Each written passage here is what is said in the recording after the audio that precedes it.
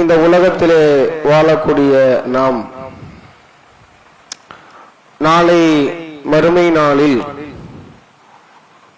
நமக்கு கிடைக்கவிருக்கக்கூடிய வெகுமதிக்காக வாழ்கிறோம். அப்படிப்பட்ட மறுமை நாளிலே சூரியன் என்பது மிக சமீபத்தில் கொண்டு வந்து நிறுத்தப்படும் அப்படின்னு சொல்றாங்க. இன்னைக்கு அடிக்கிற வெயிலையே நம்மளால தாங்கிக் கொள்ள முடியவில்லை. 100 தாண்டி டிகிரி ஃபாரன்ஹீட் போச்சுன்னா நம்மளால தாங்கிக்க முடியல. அவ்வளவு கடினமாக கஷ்டமாக இருக்கிறது. அப்ப இப்படிப்பட்ட இந்த சூரியன், வெகு தொலைவில் இருக்கக்கூடிய சூரியன், அதனுடைய வெப்பத்தில் 1% குறைவான வெப்பம்தான் நம்மை அடைகிறது. அந்த வெப்பத்தையும் நேரடியாக நாம அடையாமல் பல தடுப்புக்கு அப்பால் இந்த வெப்பத்தை நாம அடைகிறோம். அதுலயும் இந்த கோடை நேரங்கள்ல நம்மளால என்ன செய்ய முடியல, அந்த வெப்பங்களை தாங்கிக் கொள்ள முடியவில்லை. அல்லாஹ்வுடைய தூதர் அவர்கள் சொல்கிறார்கள், நாளை மறுமை நாளே மனித சமூகம் எல்லா நபர்களும் இறைவனுக்கு முன்பாக நிலைநிறுத்தப்படக்கூடிய அந்த மறுமை நாளில் எல்லா நபர்களும் நிர்கதியாக இருக்கக்கூடிய அந்த தருணத்தில் சூரியன் என்பது தலைக்கு அருகாமையில் கொண்டு வந்து நிறுத்தப்படும். குறிப்பிட்ட சில சாரார்களுக்கு அந்த நேரத்தில் இருந்து அவ்வளவு கடுமையான வெப்பத்தில் மனிதர்கள் தப்பிக்க வேண்டுமானால் என்ன செய்ய வேண்டும், என்ன செய்ய முடியும்? இங்க 10 ஜூஸ் வாங்கி குடிச்சிடுறோம் இல்லையா? நோன்பு நேரம் கொஞ்சம் சிரமமா இருந்துச்சு. நோன்பு முடிஞ்சதற்கு பிறகாக அடிக்கிற வெயில்ல மதிய சாப்பாட்டுக்கு பதிலாவே என்னதான் செய்யறாங்க, ஜூஸ் தான் குடிக்கிறாங்க. சாப்பாடெல்லாம் வேணாம், தர்பூச வச்சே சாப்பாடு முடிச்சிருவோம் அப்படின்ற அளவுக்கு இன்னைக்கு நிலவரம் போகுதுன்னு வச்சுங்களேன். அப்படிதான் அடிக்குது வெயில். உலகத்தில் அதை தனித்துக் கொள்வதற்காக பல ஏற்பாடுகள் இருக்குது, பல அறிவிப்புகள் பண்றாங்க. வெயிலிருந்து தற்காத்துக் கொள்வதற்கு என்ன செய்ய வேண்டும்?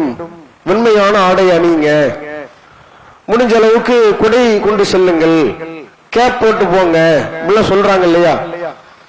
துன்யாவுல தப்பிச்சிடலாம், தப்பிக்கிறதுக்கு வாய்ப்பு இருக்கு.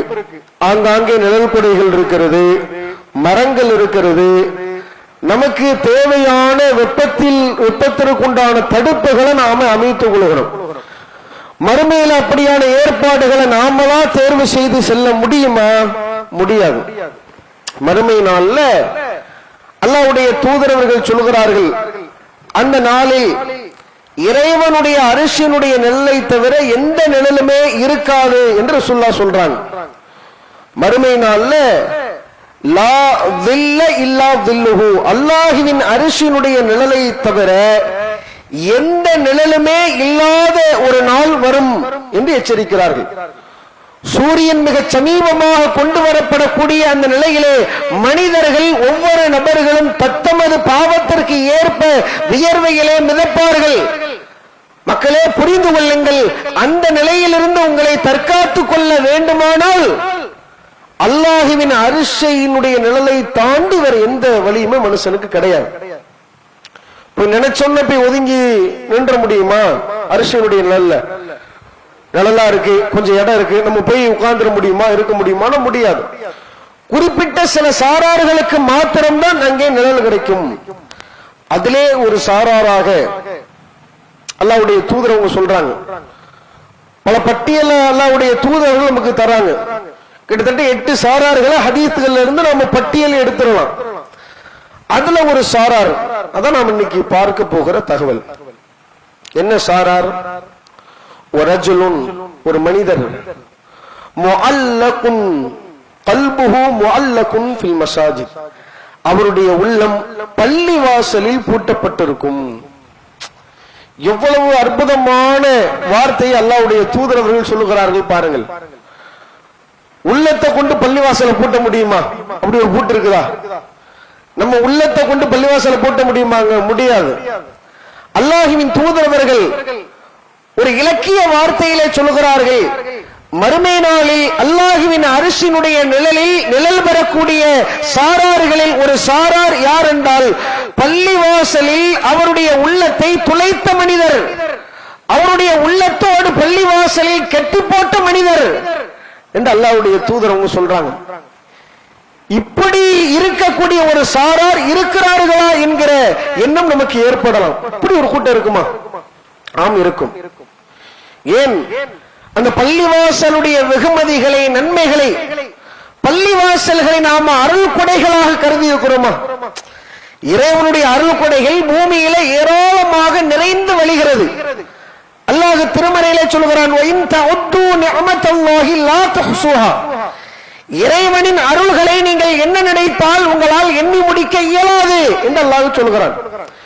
அப்படிப்பட்ட ஏராளமான அருள் வளங்களை பெற்ற நாம் பள்ளிவாசல் கிடைத்திருப்பது என்பது மிகப்பெரிய ஒரு அருள் கொடை. அந்த அல்லாஹ்வுடைய அரிசினுடைய நிழல் பெறக்கூடிய சாரார்களை ஒவ்வொரு சாரார்களுடைய பட்டியல்ல நாம வந்து விடுவோமா என்கிற ஏக்கத்தில் இருக்கக்கூடிய ஒவ்வொரு முஃமின்களும் புரிந்து கொள்ளுங்கள், இது எல்லோருக்கும் சாத்தியப்படுமா இல்லையா? பள்ளிவாசலோடு என்றைக்குமே தொடர்போடு இருப்பது, பள்ளிவாசலுடைய நினைவிலே இருப்பது, பள்ளிவாசலில் உள்ளத்தை துளைத்த, பள்ளிவாசலை நேசிக்கக்கூடிய, காதலிக்கக்கூடிய மனிதர்கள் அப்படி இருக்க முடியுமா? நம்மளால முடியும். அப்படிப்பட்ட சாராருக்கு அல்லாஹ்வுடைய அரிசினுடைய நிழல் கிடைக்கும். அது கிடைக்கணும்னா என்ன செய்யணும்? முதல்ல என்ன செய்ய வேண்டும் என்றால் பள்ளிவாசலுடைய வெகுமதிகளை நாம உளப்பூர்வமாக புரிந்து கொள்ள வேண்டும். அப்படி பார்க்க முடியும். அன்னைக்கு அல்லாஹ்வுடைய ஆலயத்தை அப்படி பார்க்க முடிகிறதா?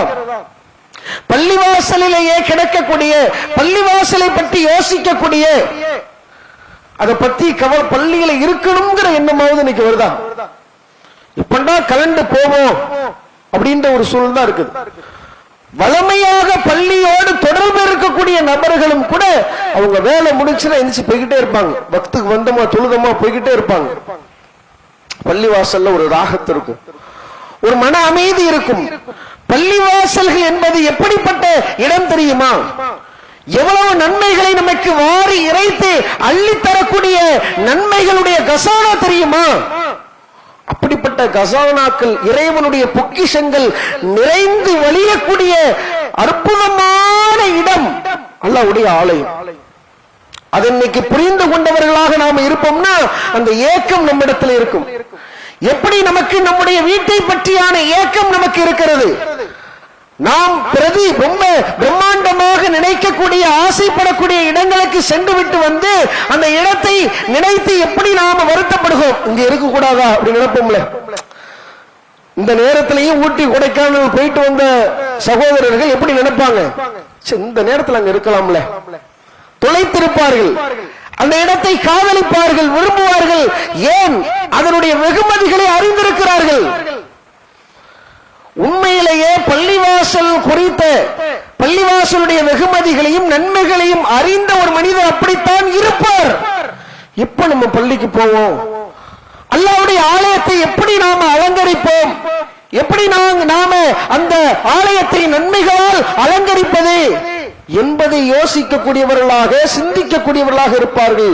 அதனால்தான் அவர்களுக்கு அப்படிப்பட்ட வெகுமதி. என்ன வெகுமதி? அல்லாஹ்வுடைய அரிசினுடைய நிழல் அவர்களுக்கு கிடைக்கும். பள்ளிவாசலுடைய நினைப்பாவே இருப்பார். அப்படி சில மனிதர்களை பார்க்கலாம். வெளியே எங்க போனாலும் இப்பண்டா நம்ம பள்ளிக்கு போறது, பள்ளியில போய் உட்கார்ந்தாதான் ராகத்தா இருக்கும், பள்ளியில போய் உட்கார்ந்து குர்ஆன் எடுத்து வாசித்து பார்த்தால்தான் நமக்கு மன அமைதியாக இருக்கும் என்று யோசிக்கக்கூடிய எவ்வளவோ நபர்கள் இன்னைக்கு புதுசா இஸ்லாத்தை ஏத்து வந்திருப்பாங்க இல்லையா? நல்ல பாருங்க, இஸ்லாமிய மார்க்கத்தில் திரும்பியவர்கள். அல்லாஹ் இயற்கையிலேயே எல்லா நபர்களையும் முஸ்லிமாகத்தான் பிறக்க வைக்கிறார். அவர்களுடைய தாய் தந்தையருடைய வளர்ப்பில் அவங்க மாறி போறாங்க. அப்படி திரும்பி இஸ்லாத்திற்கு வந்தவர்கள், அவங்கள்ட்ட இருக்கக்கூடிய ஈமான், அவங்கள்ட்ட இருக்கக்கூடிய அந்த பயபக்தி, அக்கறை இருக்குல்லவா, சுப்ஹானல்லாஹ், அப்படி இருக்கும். அவங்கள பாருங்க, அந்த மாதிரி நபர்கள் பள்ளிவாசல்ல இருப்பாங்க. காலம் காலமாக பள்ளியோடு தொடர்பிலே உள்ள மனிதர், பல தலைமுறையாக முஸ்லிம்களாக நாம் இருக்கிறோம் என்று சொல்லக்கூடியவர்கள் பள்ளிவாசலில் இருப்பதை ஏதோ ஒரு கஷ்டமாக நினைத்துக் கொண்டிருக்கிறார்கள். கொஞ்ச நாளுக்கு முன்னால நேர்வழியை பெற்ற அந்த நபர்கள் பள்ளிவாசல்லையே கிடப்பாக கிடக்கிறார்கள். என்ன காரணம்? என்ன காரணம் என்றால் அதனுடைய வெகுமதிகளை, நன்மைகளை புரிந்து வைத்திருந்தார்கள் நபிகளாருடைய காலகட்டத்திலே. அதனால்தான் நபி தோழர்கள் எல்லாம் பள்ளிவாசல்களிலேயே அல்லாஹ்வின் தூதரவர்களை சுற்றி ஏதாவது ஒன்றை நமக்கு கிடைத்து விடாதா, வசனங்கள் கிடைத்து விடாதா, ஹதீசுகள் கிடைத்து விடாதா, நன்மைகளை நாம சம்பாதித்து விட முடியாதா என்று சொல்லி நபிகளாரை சுற்றியே பள்ளிவாசல்ல இருந்தாங்க. அப்படிப்பட்ட சமுதாயம் இருந்தது. அதனை புரிந்து வைத்திருந்தார்கள். அப்ப இந்த வெகுமதிகளை நாம அறிந்து கொள்ள வேண்டும். இந்த பள்ளிவாசலுடைய வெகுமதிகளை, நன்மைகளை நாம பார்த்தோம் என்றால் இறைவனுக்கு மிக மிக பிடித்தமான இடம் உலகத்துல ஒண்ணு இருக்கும்னா அல்லாஹ்வுடைய ஆலயம். நாம யாரை விரும்புகிறோமோ, யாரை நேசிக்கிறோமோ அவர்களுக்கு பிடித்த ஒரு இடம் அப்படின்னா அங்க இருக்கணும் நம்ம நினைப்போம் இல்லையா? இறைவனுக்கு பிடித்த மிக பிடித்தமான இடம். அல்லாஹ்வுடைய தூதரவர்கள் சொல்கிறார்கள், முஸ்லிமில் 1190வது ஹதீஸ், அபூ ஹுரைரா அவர்கள் அறிவிக்கிறார்கள், அஹப்புல் பிலாதி இலல்லாஹி மசாஜிதுஹா, ஊர்களிலேயே அல்லாஹ்விற்கு மிக பிடித்தமான நேசத்திற்குரிய ஒரு இடம் இருக்கும் என்றால் என்ன இடம் தெரியுமா? மசாஜிதுஹா, அந்த ஊரிலே உள்ள அல்லாஹ்வுடைய ஆலயங்கள், பள்ளிவாசல்கள் இருக்கிறது. அந்த பள்ளிவாசல்கள் இறைவனுடைய நேசத்திற்குரிய இடம். அப்படிப்பட்ட இடம் எப்படி இருக்குது? காலியான இடங்களாக ஒவ்வொரு வக்து நேர தொழுகைக்கும் ஏனைய ஜும்மா நேரங்களில் பார்த்தோம்னா அலைகடலான மக்கள் வராங்க. அப்படியே பார்ப்பதற்கு கண் குளிர்ச்சியாக இருக்கிறது. வக்து நேரங்களை பார்த்தோம்னா ஈயடிக்க வேண்டி இருக்குது. மக்களுடைய வருகை என்பது குறைவாக இருக்கிறது. தேடி பள்ளிவாசல தேடி போகிறதுக்கு சோம்பேறியா இருக்குது. பள்ளிக்கு போகணுமா? இன்னைக்கு வருவதற்கு எல்லா வாய்ப்புகளும் வசதிகளும் இருந்தும் கூட அதை வெறுப்பவர்களாக இருக்கிறோமே. அல்லாஹ்வுக்கு மிக நேசத்திற்குரிய பிடித்த இடம் உலகத்திலே ஒன்று இருக்கும் என்றால் மசாஜிதுஹா, அதிலே அல்லாஹ்வுடைய ஆலயம் தான் அல்லாஹ்வுக்கு பிடிச்சமான இடம். அங்க இருக்கணும்னு நம்ம ஆசைப்படணும்ல. எப்பண்டா நாம போவோம்? அதுக்குன்னு இங்கேயே கிடப்புல கிடக்கணும்ன்ற அவசியம் இல்லை. எங்கே நாம் சென்றாலும் பள்ளிவாசல் குறித்த நினைப்புகள், எப்ப போவோம் பள்ளிக்கு போவோம், அங்க உள்ள நபர்களை நாம பார்ப்போம் என்கிற ஏக்கம் உடையவர்களாக நாம இருக்கணும். அதே வேளையில் அல்லாஹ்விற்கு மிக கோபத்திற்குரிய, இறைவன் வெறுக்கக்கூடிய, உலகத்திலேயே வெறுக்கக்கூடிய ஒரு இடம் இருக்கும் என்றால் அது எந்த இடம் தெரியுமா? அஸ்வாக்குஹா, அங்கே உள்ள கடை வீதிகள், கடை தெரு இருக்கு இல்லையா, அது அல்லாஹ்வுக்கு வெறுக்கத்தக்க ஒரு இடம். ஏன்? அங்கே வியாபாரம் நடக்கக்கூடிய இடங்கள்ல பெரும்பான்மையான நிலைகள் என்னவாக இருக்கும்? பொய் இருக்கும், புரட்டு இருக்கும், ஏமாத்து இருக்கும். இப்படியான இறைவனுடைய கோபத்திற்கும் சாபத்திற்கும் உடைய விஷயங்கள் நடக்கும். அதனாலதான் எல்லா விதமான தப்பும் அரங்கேறக்கூடிய இடமாக அது இருப்பதினால்தான் அல்லாஹ்வுடைய தூதரவர்கள் சொன்னார்கள், அல்லாஹ்விற்கு உலகத்திலேயே வெறுப்பிற்குரிய ஒரு இடம் இருக்கும் என்றால் அஸ்வாக்குஹா, அந்த ஊர்ல உள்ள கடை வீதிகள். இன்னைக்கு எங்க போறது? மக்கள் எங்கெல்லாம் அலைகடல அப்படியே கூட்டம் கூட்டமா நிக்கிறாங்க, பஜாரா இருக்குதோ அங்க போறதுக்கு விருப்பமா இருக்கு. பள்ளிவாசலுக்கு வருவதென்றால் வெறுப்பாக, பள்ளிவாசலுக்கு வருவதையே ஏதோ ஒரு வழி இல்லை போகணும் அப்படின்ற எண்ணத்தோடு வருவதை நாம பார்க்கலாம்.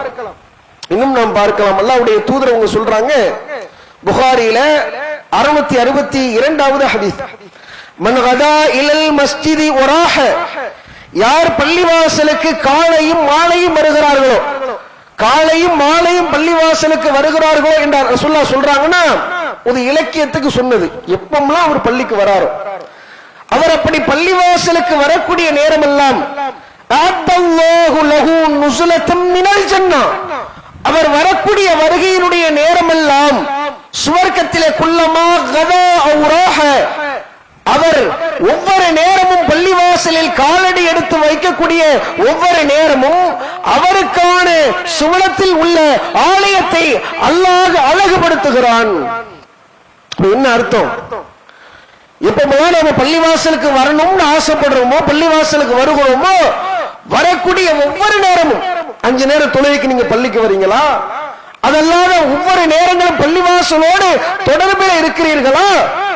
பள்ளியில் நீங்கள் வரக்கூடிய ஒவ்வொரு நேரமும் நீங்கள் பள்ளிவாசலுக்கு வரவில்லை, மறுமையிலே சுவர்க்கத்திலே இறைவன் உங்களுக்காக ஒரு மாளிகையை கட்டி எழுப்பியிருக்கிறானே, அந்த மாளிகைக்கு வருவதற்கு சமம் வேண்டி என்னை தேடி என் அடியான் வருகிறானே என்று சொல்லி ஒவ்வொரு நேரமும் பள்ளிவாசல இறைவன் நாம வரக்கூடிய நேரத்தில் அழகுபடுத்துவதாக அல்லாஹ்வுடைய தூதர் ஸல்லல்லாஹு அலைஹி வஸல்லம் சொல்றாங்க.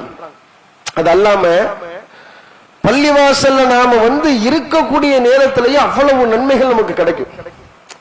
ரசூலுல்லாஹ் சொல்றாங்க, அல்லாஹ்வுடைய ஆலயங்களிலிருந்து ஒரு ஆலயத்தில் யார் அல்லாஹ்வின் வசனங்களை ஓதுகிறார்களோ, பள்ளிவாசல்ல வந்து இன்னைக்கு குர்ஆனை எடுத்து ஓதுவது என்பது ஒரு நல்ல ஒரு பழக்கம்.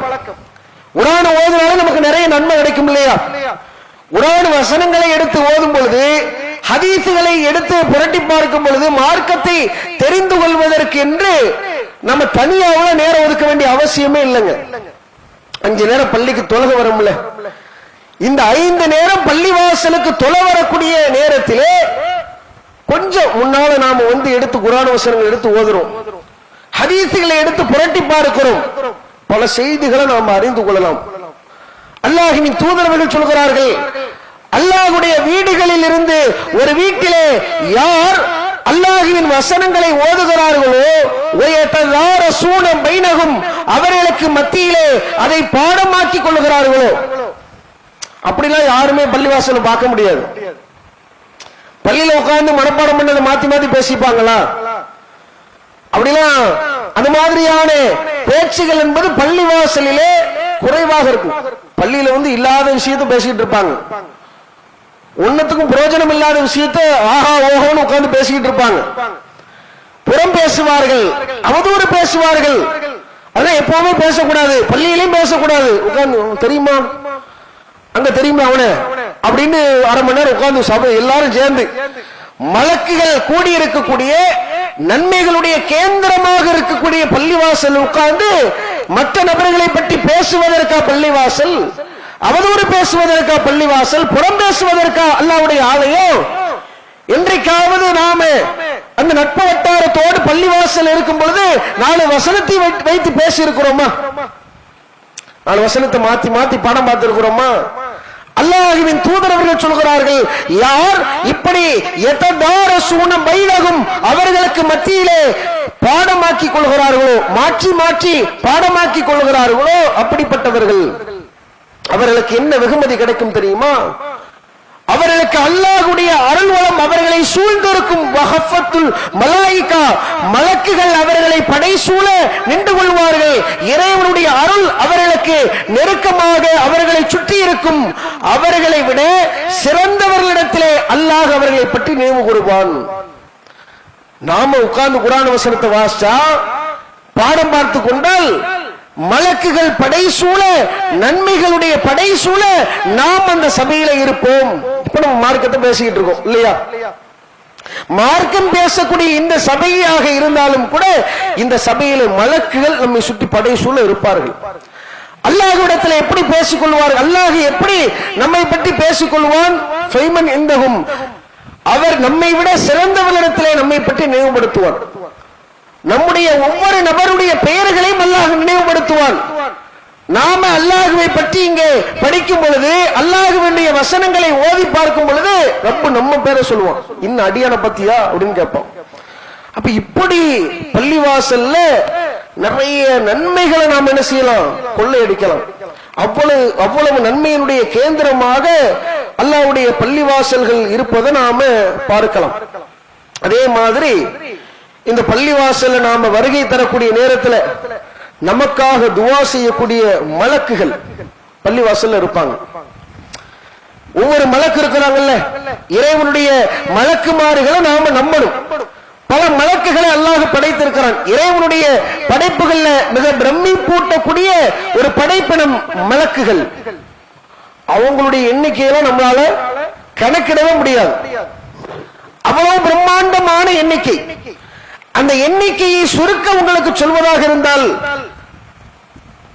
ஒவ்வொரு நாளும் மஸ்ஜிதுல் மஹ்மூர் என்கிற பள்ளிவாசல் இருக்கல்லவா, அந்த பள்ளிவாசலிலே வான்வெளியில் இருக்கக்கூடிய பள்ளிவாசலில் ஒரு நாளைக்கு 70,000 மலக்குகள் வந்து தொழுகிறாங்க. தொழுத நபர்கள் மறுபடியும் அந்த பள்ளிவாசலுக்கு என்ன செய்ய மாட்டாங்க, வரமாட்டாங்க. உலகம் தொடங்கப்பட்ட நாளில் இருந்து இது நடைபெற்றுக் கொண்டே இருக்கிறது. உலகம் தொடங்கிய நாளில் இருந்து இன்றளவுக்கு கியாமத் நாள் வரைக்கும் எவ்வளவு மலக்கு வருவாங்க? ஒவ்வொரு நாளைக்கு 70,000 லிஸ்ட் போய்கிட்டே இருக்கும், அவுட் ஆகிட்டே இருக்கும். மறுபடியும் உள்ளே வரமாட்டார்கள் என்றால் அந்த எண்ணிக்கையை நம்மளால எண்ண முடியுமா? அவ்வளவு மலக்குகள் எங்க போறாங்க? அவங்களுடைய பணி என்ன, வேலை என்ன? அவர்களுக்கு வேலை இருக்கிறது. படைத்தவன் எதையுமே ஒன்றுமில்லாததற்காக தேவையில்லாமல் இறைவன் படைக்கவே மாட்டான். எல்லாத்துக்கும் எல்லாம் ஒரு வேலை வச்சிருப்பான். எவ்வளவு வேலைகள் இருக்கு திரும்ப மலக்குகளுக்கு. நமக்காக துவா செய்வதற்கே மலக்குகள் இருக்கிறாங்க. துவா செய்யறதுக்கு நம்ம நம்மளா உட்கார்ந்து கேட்க முடியுமா? மலக்கு துவா செய்யுங்க அப்படின்னு சொல்ல முடியுமா? சொல்ல முடியாது. பள்ளிவாசலுக்கு வருகிறோம், நேரமாக பள்ளிவாசலுக்கு வருகிறோம், அமர்ந்து அங்கே குர்ஆன் வசனங்களை ஓதினால் தனி நன்மை, அது வேற விஷயம். அங்கே மார்க்கத்தை அறிந்து கொள்வதற்காக நாம் பாடம் பார்க்கிறோம், நன்மை, அது தனி விஷயம். மார்க்கத்தை பற்றி பேசக்கூடிய நேரத்தில் நம்மை சுற்றி மலக்குகளுடைய படை இருக்கிறது, அது வேற விஷயம்.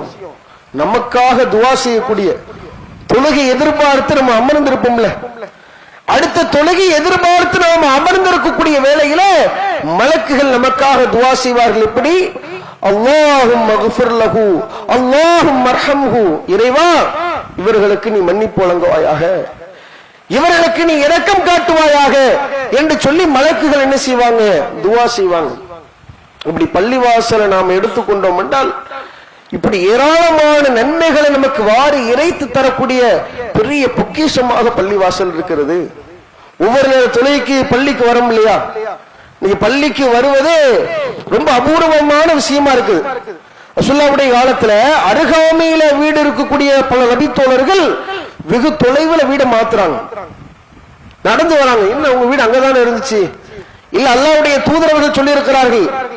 எந்த அளவிற்கு வெகுமதி கிடைக்கும் என்பதை புரிந்து கொண்ட சஹாபாக்கள் அவ்வளவு தியாகத்தை செஞ்சு பள்ளிவாசல்ல நன்மைகளை அடைய கஷ்டப்பட்டு வந்தார்கள். பள்ளிவாசலுக்கு பக்கத்துல வீடு இருக்கும், பள்ளிக்கு வருவதற்குண்டான எல்லா வழிவகையும் இருக்கும். ஆனா நம்மளுக்கு காரணம் ரொம்ப தூரம் இருக்குங்க, ரொம்ப தூரம். அண்டார்டிகாவில இருக்கீங்க, அடுத்த தெருல இருப்பார் பாய். அடுத்த தெருல இருந்து ஜமாத்துக்கு பள்ளிவாசலுக்கு வருவதற்கு வலிக்கு அவருக்கு என்ன காரணம்? தலைவலி, அது இது இப்படின்னு பல பிரச்சனைகளை சொல்லுவாரு. உலக தேவை என்றால் அந்த நேரத்தில் அவரிடத்தில் இருக்கக்கூடிய வாகனத்தை எடுத்துட்டு புறப்பட அவருக்கு தெரியும். 10க்கு பள்ளிக்கு வருவதுன்னா பெரிய கஷ்டமா இருக்கு. வர முடியாத சூழல் இருந்தா வேற, உண்மையிலேயே வர இயலாத ஒரு சூழல்ல இருக்கும் பொழுது வீட்டுல நம்ம தொழலாம். இல்லாம நாம வீட்டுல தொழுதோம்னா ரசூல் ஸல்லல்லாஹு அலைஹி வஸல்லம் அவங்க கடுமையாக எச்சரித்த விஷயம். நான் மக்களுக்கு தொழுகைக்காக அழைப்பு விடுத்து ஒரு இமாமை நியமனம் செய்து பிறகு யாரெல்லாம் வீட்டிலே இருக்கிறார்களோ அவன் வீட்டுல தொழுதாலும் சரி, என்ன செஞ்சாலும் சரி, ஏதாவது காரணம் இருக்கக்கூடிய நபர்கள் வேற, எந்த காரணமும் இல்லாமல் வருவதற்குண்டான வாய்ப்புகள் இருந்தும் இருக்கக்கூடிய சூழலிலேயும் பள்ளிவாசலில் ஜமாத்தாக வந்து தொழாம வீட்டுல இருக்கிறான்னா அவனை வீட்டோட கொளுத்த நினைத்தது ஒண்ணுங்கிறாங்க சொல்லலாம். நிலை ஏன் உயிரோடு இருக்க வேண்டும்? அல்லாஹ்வுடைய அழைப்பு, மறுமையினுடைய வெற்றியினுடைய அழைப்பு உனக்கு வந்த பிறகு வீட்டுல நீ பள்ளிவாசலுக்கு வராம வீட்டுல இருக்குன்னா நீ ஏன்டா உயிரோடு இருக்கணும்? செத்துருங்கிறாங்க ரசூலுல்லாஹ். இதை தாண்டி என்ன வார்த்தை வேணும்? இவ்வளவு கடுமையா எச்சரிச்ச விஷயத்தை இன்னைக்கு சாதாரணமா பள்ளிவாசலுக்கு வராம அந்த பள்ளிவாசலுடைய வெகுமதிகளையும் நன்மைகளையும் அறியாமல் வீட்டிலே முடங்கி கிடப்பவர்களை பார்க்கலாம். எவ்வளவு நன்மைகளை ரசூலுல்லாஹ் சொல்றாங்க. அதனால சஹாபாக்கள் எப்படி புரிஞ்சு பள்ளிவாசலுக்கு வந்தாங்கன்னு பாருங்க. ஒவ்வொரு நேரம் பள்ளிவாசல்ல பாங்கு சொல்லப்படும் போது தொழுகைக்காக வீட்டிலே உலூ செய்து விட்டு, அழகிய முறையில் உலூ செய்து விட்டு பள்ளிவாசலுக்கு நாம எடுத்து வைக்கக்கூடிய ஒவ்வொரு ஏட்டும் இருக்கிறது அல்லவா, நடந்து வரோம்ல, அப்படி நடந்து வரும்போது ரசூலுல்லாஹ் சொல்றாங்க, நீங்கள் வைக்கக்கூடிய ஒவ்வொரு நடைக்கும் ஒவ்வொரு ஏட்டிற்கும் ஒரு நன்மை உங்களுக்கு கிடைக்கிறது. ஒரு தரஜாவை அல்லாஹ் கூட்டுறான். உங்களிடத்திலே உள்ள ஒரு பாவத்தை அல்லாஹ் அகற்றுகிறான். எவ்வளவு பெரிய பாக்கியங்க, யோசிச்சு பாருங்க. இன்னைக்கு வீட்டுல உணவு செஞ்சுட்டு நடந்து வரதே பெரும்பான்மையை பார்க்க முடியாது. அதிகமாக அதை செய்யுங்கள்.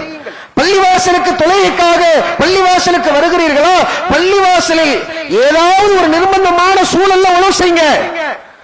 இல்லாம வீட்டிலேயே உணவு செய்து விட்டு வாருங்கள். முடிந்த அளவுக்கு உங்களால் முடியுமா நடந்து வாங்க.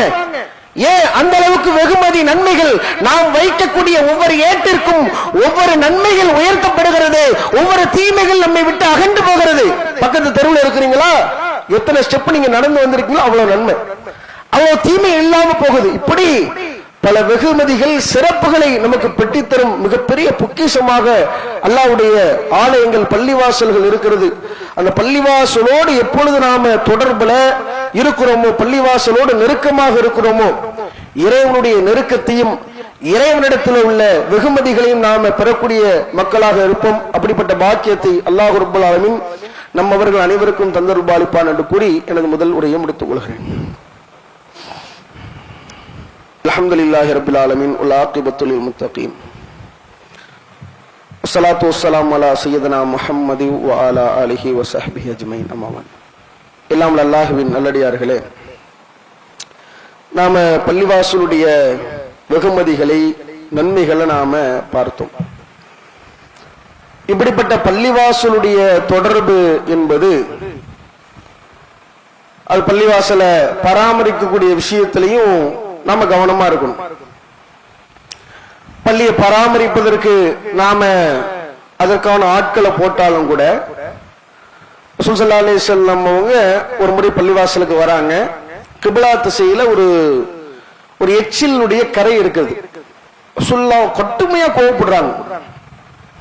ரசூலுல்லாஹ் அதை தன் கையிட்டு சுரண்டி எடுக்கிறார்கள். எடுத்துட்டு சொல்றாங்க, கடுமையா கோபப்பட்டு சொல்றாங்க, இது மாதிரி செய்யக்கூடாது அப்படின்றத ரசூலுல்லாஹ் என்ன செய்யறாங்க, கண்டிக்கிறாங்க. நீங்க ரப்புக்கு முன்னால தொழுவீங்க, அப்படி பண்ணக்கூடாதுங்கிறாங்க. அல்லாஹ்வுடைய தூதர்கள் இது மாதிரி பள்ளிவாசலுடைய அந்த பராமரிப்புல, இன்னைக்கு பள்ளிவாசல்கள் என்பது யாருமே இல்லாத சில விஷயங்களை நம்ம பார்க்கிறோம்னா, நம்ம வீட்டை நாம எப்படி ஒரு பராமரிப்போடு ஒரு அக்கறையோடு பார்த்து கொள்வோமோ அது மாதிரி பள்ளிவாசல் நம்ம பார்த்துக்கணும். அதுல எந்த விதமான அதை துஷ்பிரயோகம் செய்யற மாதிரி, அதை பால்படுத்துகிற மாதிரியான எந்த விஷயத்தையும் நம்ம செய்யக்கூடாது. நம்ம ரப்புடைய வீடுனா எப்படி பார்த்துக்கணும், அல்லாஹ்வுடைய ஆலயம்னா அதை எப்படி பார்த்துக்கணும், அவ்வளவு அக்கறையோடு கண்ணும் கருத்துமாக நம்ம என்ன செய்யணும், பார்க்க வேண்டும். இப்படி நாம ஒரு பராமரிப்போடு இருப்பது என்பது எவ்வளவு மகத்தான ஒரு விஷயம் தெரியுமா? ரப்புடைய வீட்டை அலங்கரிக்கிறது, ரப்புடைய வீட்டை பார்த்துக்கிறது சாதாரணமான விஷயமா? யன்சுருக்குமுல்லாஹு ஃபலா காலிப லக்கும். அதாவது படைச்சவனுடைய உதவி நமக்கு கிடைக்கிறது இருக்குல்ல, அது எப்ப கிடைக்கும்? இன் தன்சுருல்லாஹி யன்சுருக்கும். அல்லாஹ்விற்கு நீங்கள் உதவி செய்தால் அல்லாஹ் உங்களுக்கு உதவி செய்வான். ரப்புடைய ஆலயத்துக்காக நம்ம பாடுபடுறோம், கஷ்டப்படுறோம். அது கட்டிடத்தை கட்டுவதாக இருந்தாலும் சரி, பள்ளிவாசல் கட்டி அமைத்த பிறகு பள்ளிவாசலுடைய பராமரிப்புல நம்மளால இயன்ற பங்குகளை நம்ம செஞ்சாலும் சரி, அப்படி செய்யக்கூடிய நேரத்துல ரப்புக்கு நாம அல்லாஹ்வுடைய ஆலயத்திற்கு இறைவனை வழிபடுவதற்குண்டான அந்த நிலைகள்ல நம்மளால இயன்ற ஒரு பங்கை ஆற்றியவர்களாக ஆகும். அது எவ்வளவு பெரிய வெகுமதி நன்மைகள். அதை புரிந்து கொண்ட காரணத்தினால்தான் ரசூலுல்லாஹ்வுடைய காலத்துல பள்ளிவாசல்கள் என்பது இளைஞர்களால் அலங்கரிக்கப்பட்டது. நம்ம பார்க்கலாம் 70 சஹாபாக்களுடைய வரலாறு. இன்னைக்கும் சில கஷ்டகரமான சூழ்நிலையில குனுத்து நாசிலா ஓதுகிறோம்ல, ஏன் ஓதுகிறோம் என்றால் குர்ராக்கள் என்று சொல்லப்படக்கூடிய 70 சஹாபாக்கள் அவருடைய அன்றாட வேலை பள்ளிவாசலிலேயே கிடப்பிலே கிடப்பார்கள். பள்ளிவாசலுடைய பராமரிப்பிலே முக்கிய அங்கம் வகிப்பவர்களாக இருப்பார்கள்.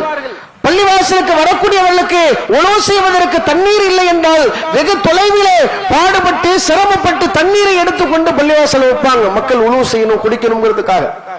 பள்ளிவாசலிலே இருக்கக்கூடிய ஏழை பாலைகளை அரவணைக்கக்கூடியவர்களாக அந்த இளைஞர்கள் இருந்தார்கள். என்ன காரணம்? அவங்களுக்கு அப்படி ஒரு நிலைமை பள்ளிவாசலை பத்தி புரிஞ்சிருக்கிறாங்க.